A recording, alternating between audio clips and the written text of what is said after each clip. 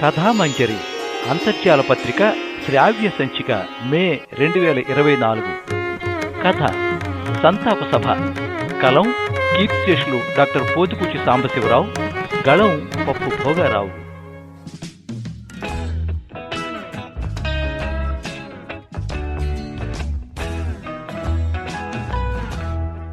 మహాకవి పుల్లయ్య గారు మరణించిన వార్త ఊరిలో పొక్కింది. కార్యదర్శి ఎల్లయ్య గారు మహాకంగారు పడిపోయాడు. ఆ వార్త ఎంతవరకు నిజమా అని. మహా గొప్పవాళ్లే చచ్చిపోతూ ఉంటే మహాకవి పుల్లయ్యకి చావక ఏం చేస్తాడు అన్నాడు ఒక విరోధి శ్రోత. మరణం అనేది మహా ఆరోగ్యవంతులకే తప్పదు, ఈ పాటికి చనిపోయే ఉంటాడు అన్నాడు మందిచ్చే వైద్యుడు.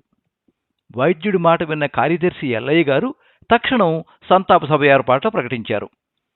మర్నాడు సభ సమయం అరగంట ముందు. కార్యదర్శి: మరణానికి మంగళానికి కూడా ఒకే రీతిలో పంచరత్నాలు రాయగలిగిన మహాకవి పుల్లయ్య పోవటం ఎంత లోపం ఈ ఊరికి. ఆ మధ్య రజకుల మహాసభల్లో రాసిన పంచరత్నాలు ఎంత బాగున్నాయి.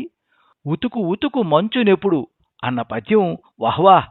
మొన్న మంగళ సంఘం శతదినోత్సవాలు జరిగినప్పుడో క్షౌరమనగా కళ్యాణమే అన్న పదము బ్రహ్మాండంగా ఉంది. ఇంకా ఈ ఊళ్ళో పెద్దవాళ్ళెవరైనా వస్తే పంచరత్నాలు రాసే మొగాడే లేడు. ఆయన ఉండబట్టి ఎన్ని సభలు జరిపించాను. బారసాలకు, సత్యనారాయణ వ్రతానికి, పంచాయతీ ప్రారంభానికి, పంచముడి ఉద్ధరణకు, ఊళ్ళో కరణంగారి ఆరోగ్యం చెడినప్పుడు, మునసబు గారి ఆరోగ్యం బాగుపడినప్పుడు ఆయన రాసిన కవితా ఖండికలు ఎలా ఉన్నా ఆయన అందరూ వాడుకున్నవారే. చివరకు శ్రీనాథుడిలా పరమపదించాడు. ఓరి, ఇంకా 5 నిమిషాలు ఉంది, ఇదేమిటి ఇంకా ఎవరూ సభికులైనా రాలేదా? వీధిలో వాళ్లను కొంచెం లోపలికి రమ్మని బంట్రోతు బలవంతయ్యను తోలిస్తే, ఒరే 10 మందిని లోపలికి రమ్మను, సభ ప్రారంభిస్తున్నామని చెప్పు. మునసబు గారు, పంతులు గారు, డాక్టర్ గారు, వక్తలు సరైన కాలానికి ఎవరూ ఏ పని చెయ్యరనుకుంటా. మరి మనమంతా నిరంకుశలం, లేకపోతే వేదాంతులం. అరుగో పంతులు గారు దయచేశారు. పంతులు: ఈ ఎల్లయ్య గాడికి బుద్ధి లేదు. నిలుచుంటే సభ, కూర్చుంటే సభ అంటాడు. ఎవడైనా చస్తే సభ, పుడితే సభ. రామ చస్తున్నా ఈ సభల్లో మాట్లాడలేక. అయినా అన్ని సభల్లో ఏమి క్రొత్తది మాట్లాడడం? అన్ని సభలకు సరిపోయే ఒక ఉపన్యాసం టేప్ రికార్డు చేయించి కూర్చుంటే బాగుంటుంది. ఒకవేళ నేను రాలేకపోయినా అదైనా పంపించవచ్చు సభకు. నమస్కారం ఎల్లయ్య గారు, మనమేనా ప్రథమం? ఇంకా ఎవరూ రాలేదే. పుల్లయ్య గారిని పుల్లల మీదకి ఎక్కించి భస్మం చేయించడం అయిపోయిందిట. అదృష్టవంతుడు. ఇంద్రసభలో ఆస్థాన కవి అయ్యే యోగం పట్టింది ఆయనకు. అక్కడ ఇంద్రుని కళ్ళ మీదనో లేక అప్సరసల అందం మీదనో పంచరత్నాలు రాస్తే కాస్త కనకాభిషేకమైనా కురుస్తుంది. బంట్రోతు బలవంతయ్య: ఈ కార్యదర్శి గారి గోల రామరామ భరించడం కష్టం. వీధిలో జనాన్ని లాక్కురమ్మంటాడేంటి? కనకయ్య గారిని పిలుస్తుంటే ఏదో పరధ్యానంగా మాట్లాడుతూ చుట్టపీకి తీసి తుపుక్కున మీదూశాడు. ఆ కోపిష్టి చలమయ్య చెప్పు తీశాడు. పోవాయ్ నీ సభ నువ్వు అంటూ పేక ముక్కలు లెక్క పెట్టుకుంటూ, రాయే అని మా ఇంటి పక్క లచ్చమ్మను పిలిస్తే, నీ జిమ్మడా నీకిదేం పోయి కారం రా అని అదే తిట్టు. తస్సదియా, ఎవరిని పిలుచుకొచ్చేది? 2 ముష్టోళ్ళని పిలుచుకొస్తే సరి, పైసలు ఇస్తారు సభ కాగానే రమ్మని. అదే స్టంటు చెయ్యాలి. తస్సదియా.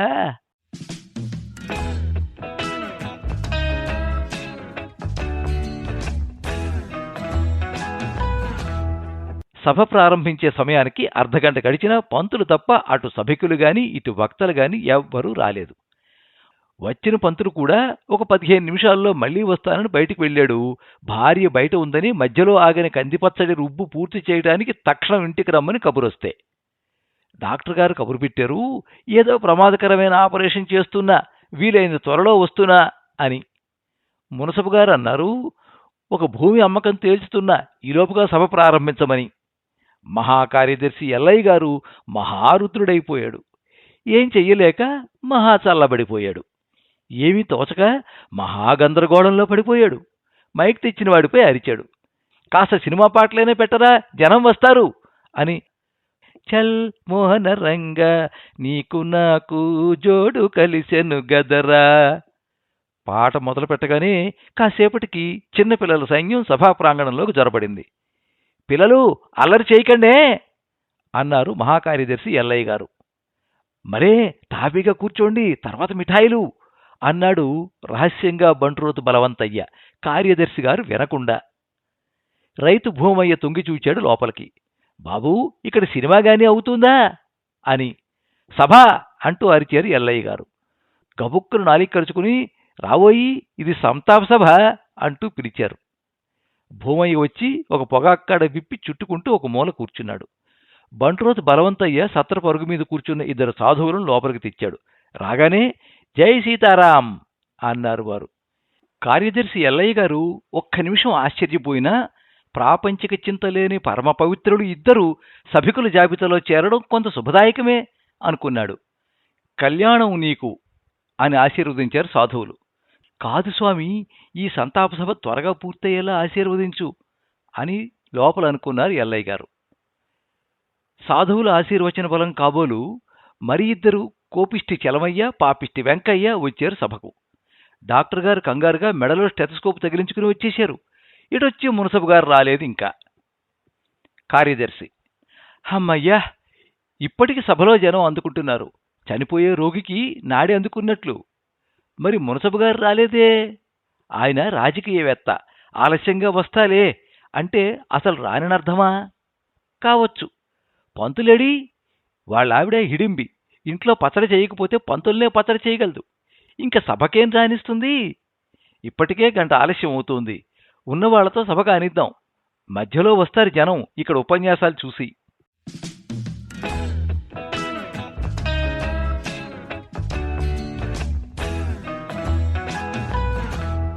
కోపిష్టి చలమయ్య హాల్లోంచి కేక వేస్తున్నాడు.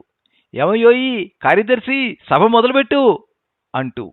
రైతు భూమయ్య చుట్టముట్టించాడు. పొగ త్రాగరాదు అన్న బోర్డు తాను చదవలేడు కనుక.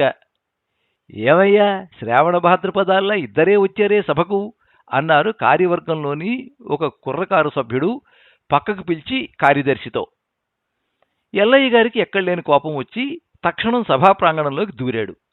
ఎలాగైనా ఈవేళ సభ జరుగుతుందని, తక్షణం జరగాలని అంటూ మైక్ ముందు నిల్చున్నారు. ఇంకా చల్ మోహన రంగా అంటూ పాట నడుస్తోంది. మీరు పాడుతున్నారా సార్ అన్నాడు ఓ ప్రేక్షకుడు. పెదిమలు కోపంతో బిగించాడు ఎల్లయ్య గారు. మహాశైలరా అన్నాడు. మహాచాపలారా అనకూడదు. ఇక్కడ జనం ఎవరూ లేందే అన్నాడు కోపిష్టి చలమయ్య.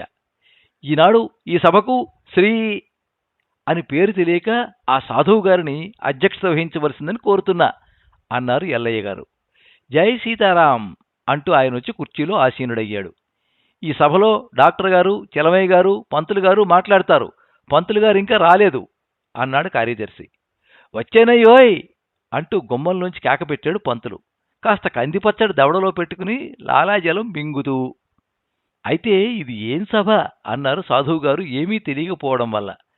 సంతాప సభ అన్నారు కార్యదర్శి మర్యాదగా. ఏం సంతాప సభ అన్నారు సాధువు చిదానందంగా. నా సంతాప సభ అని కోపంగా అనబోయి సర్దుకుని, మహాకవి పుల్లయ్య గారు మరణించారు అందుకు అన్నాడు కార్యదర్శి నవ్వుతూ. సాధువుగారు మరణాల గురించి వేదాంత ధోరణిలో గంభీరంగా తొలి పలుకులు ప్రవచిస్తున్నారు. ఒకటవ ప్రేక్షకుడు, దినమ్మ కడుపు కాల, ఇంట్లో ఒకటే రంది, రోజూ సనగడమే. ఆ వ్యాపారంలో ఒక 1000 పోయిందే అనుకో, వడ్డాణం అమ్మి తెచ్చేనే అనుకో, ఆ మాత్రం మొగుడనే గౌరవం ఉండద్దు. ఊరంతా యాగీ చేస్తుంది వ్యాపారంలో నష్టం వచ్చిందని. దీన్ని వదిలేసి ఆ సాధువుగారిలో మారిపోయినా బాగుండేది. ఆహాహా, ఏం మాట్లాడుతున్నాడు.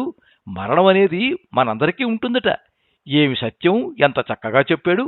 ఆ మరణమేదో దానికొచ్చినా పోయే, పీడ విరగడమయ్యేది. ఏ కన్నెపడుచునో మళ్ళీ పెళ్లి చేసి కూర్చుంటే దానికి వ్యాపారం గొడవలు తెలియగా నోరు మూసుకు కూర్చునేది. చలమయ్య, ఈ సాధువుగారి కాషాయ రంగు మంచి పాకాన పడిందే. ఇటువంటి గుడ్డ మా విధవ చెల్లెలికి తెస్తే బాగుంటుంది. ఎక్కడ దొరుకుతుందో అడగాలి ఏన్ను సభ అయ్యాక. అయినా సాధువులు సాహిత్యవేత్తల గురించి మాట్లాడటం ఏమిటి? పుల్లయ్య గురించి ఒక్క ముక్క అయినా చెప్పడే. బదరీయాత్ర గురించి మాట్లాడతాడు. అసలు పుల్లయ్య ఎవరో తెలిసి ఏడుస్తేగా. రెండవ ప్రేక్షకుడు, జానకి కాషాయ రంగు చీర కట్టుకుంటే ఎంత అందంగా ఉంటుందో దాని శిరోజాలు సాధువుగారి గెడ్డం నలుపును మించి మిసమిసలాడుతున్నాయి. ఈయన ముఖంలో ప్రశాంతతే ఒక్కొక్కసారి ఆమెలోనూ కనిపిస్తుంది. ఈ సంక్రాంతి సెలవులు అవగానే తక్షణం పట్నం వెళ్ళాక పెళ్లి సంగతి తేల్చేయాలి. జానకి, ఈ సాధువు గారిని చూస్తూ ఉంటే నువ్వే జ్ఞప్తికొస్తున్నావు. ఇక ఈ ఉపన్యాసం ఏం వినిపిస్తుంది నాకు? సభికులలో ఒక స్త్రీ. అప్పుడే 8 గంటలయిందే, ఇంటికి వారు వచ్చేస్తారు కాబోలు. తాళం చెవి పక్కింటావిడికి ఇచ్చి వచ్చాను. అదొక దొంగ కిలాడి. ఒక్క నిమిషంలో మనిషి ఎదురుగా ఉంటేనే తలలు మార్చేస్తుంది. ఇంకెవరూ లేకపోతే చెప్పాలా? ఆయన బోళాశంకరుడు.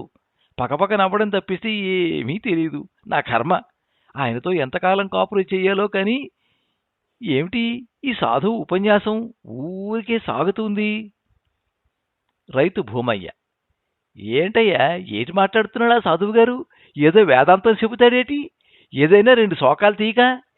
అసలు ఏ ఊరోడు ఈయన? దొంగకోళ్లు పట్టే రకంలో ఉన్నాడే. అమ్మో, వీళ్ళని నమ్మడానికి వీల్లేదు. మా మనవరాలు బంగారు గాజులు ఆ మధ్య ఇలాంటి సాధువే దొంగిలించుకుపోయాడు. ఓరి, ఈడికేసి అదే పనిగా చూస్తూ కూకుంటే ఈ సుట్ట ఆరిపోయిందే. చలమయ్య. ఏడ్చినట్టుగానే ఉంది అధ్యక్షుడి గారి సంతాప ఉపన్యాసం. పోయి కాస్త అరుగు మీద పేకాడితే 4 డబ్బులు దొరికేవుగా. పైగా ఇక్కడ మాట్లాడాలట. మాట్లాడతా. జన్మలో ఇటువంటి సభ ఇక జరగకుండా మాట్లాడతా. ఈ చలమయ్య తడాఖా చూపుతా. ఆపడేం ఉపన్యాసం ఈ సాధువు గారు? ఏమండోయి కార్యదర్శి గారు, ఎంత టైం ఇచ్చారు అధ్యక్షుడు గారికి? కాస్త మేం కూడా మాట్లాడాలిగా. చెప్పండి ఆపమని. నన్ను ఆగమనడం కాదయ్యా, ఆయన వాక్ప్రవాహం ఆపమను. ఊళ్ళో వాళ్ళం ముందు మాట్లాడాలిగా. అది పోయి ఎవరో ఊరికి సంబంధించిన మనిషి చేత ముందు మాట్లాడించడం ఏమిటి?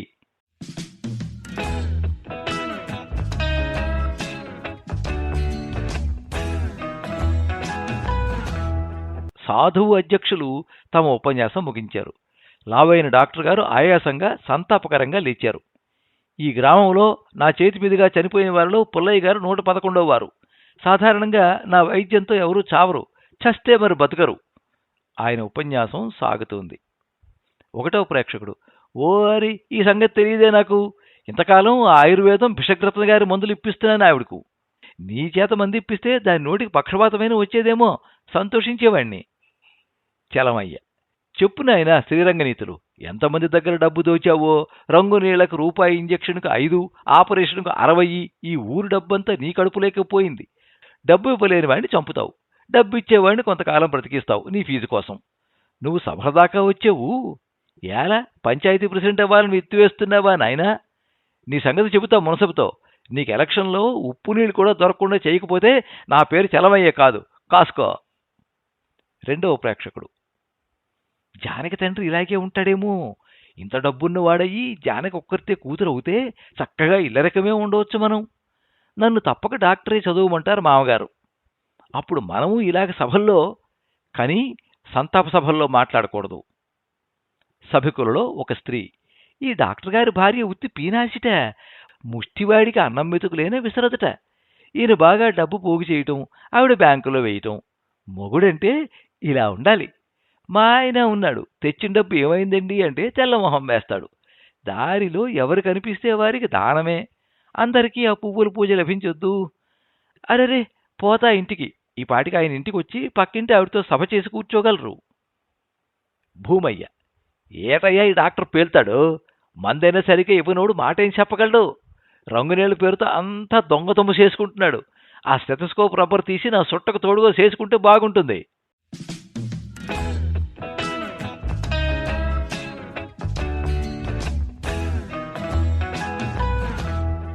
డాక్టర్ గారు మాట్లాడి నీరసంగా వాలి జేబులోని ఒక మాత్ర మింగి మంచినీళ్ళు త్రాగి కూర్చున్నారు. పంతులు గారు లేచారు మాట్లాడడానికి.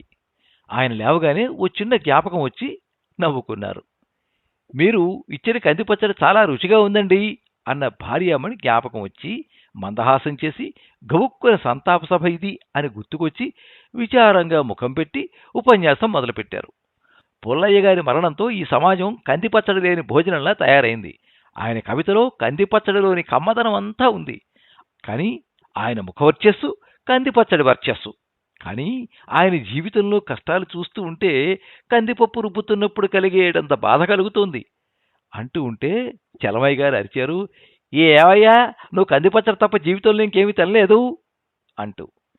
కార్యదర్శి నిశ్శబ్దం అన్నారు కొంచెం గర్వంగా, సభ సాగిపోతోందన్న సంతోషంతో. సాధువు. భగవాన్, ఈ సంతాప సభకు అధ్యక్షత వహించడం నీ ఇచ్చ కదూ. సినిమా టిక్కెట్ క్యూలో నిల్చున్న లావుపాటి ఆయన జేబు ఖాళీ చేసినప్పుడు, లైసెన్స్ లేకుండా మత్తుపానీయాలు దేశంలో ప్రసారం చేసినప్పుడు, టాక్సీ డ్రైవ్ చేస్తూ మనిషి మీద పెట్టగా అతను మరణించినప్పుడు, లభించిన శ్రీకృష్ణ జన్మస్థానం వదిలేక ఇంటి దగ్గర గయ్యాళి భార్య గుర్తుపట్టకపోగా జీవితం మీద విరక్తి కలిగి ఈ అవతారం దాల్చానే. ఎక్కడి ఎప్పుడు ఎన్నాళ్ళు రుణమో. ఈ కార్యదర్శి కాస్త కాఫీ నీళ్ళన్నా పొయ్యడని చెప్పమా. సంతాప సభ పేరు చెప్పి విరాళాలు ఎంత వసూలు చేశాడో.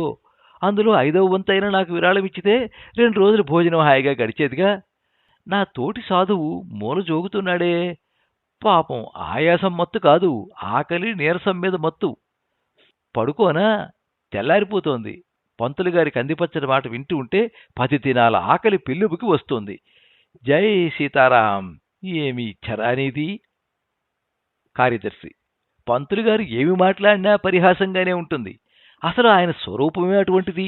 కుంటికాలు, బిళ్ళగోచి, నెత్తిమీద కోడిపుంజల నిల్చునే 2 వెంట్రుకలు, ఎలా చూశాడో తెలియని మెల్లకళ్ళు. ఈ ఊళ్ళో ఉండవలసినవాడు.